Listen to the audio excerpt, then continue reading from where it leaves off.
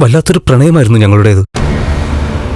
അന്നാ എനിക്ക് മനസ്സിലായത് ആത്മാർത്ഥ പ്രണയത്തിനും വൈകല്യങ്ങളൊന്നും ഒരു പ്രശ്നമല്ലെന്ന്.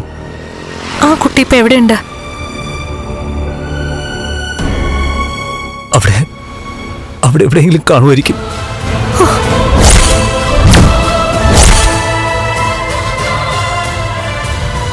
ഒരു വൈറൽ ഫീവറിലാണ് തുടങ്ങിയത്. പിന്നീടത് തലച്ചോറിനെ ബാധിച്ചു. വലിയ സാമ്പത്തിക ശേഷിയൊന്നും ഇല്ലാത്ത കുടുംബമായതുകൊണ്ട് ഞാൻ ഇഷ്ടം പോലെ പൈസ മുടക്കി. എന്നിട്ടും ഒരു ബലവും കണ്ടില്ല. മരണം ഞങ്ങളെ വേർപിരിച്ചു കളഞ്ഞു. എന്താ ഇത്?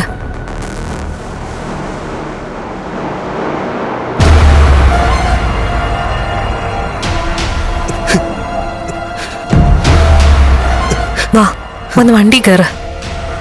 വാ.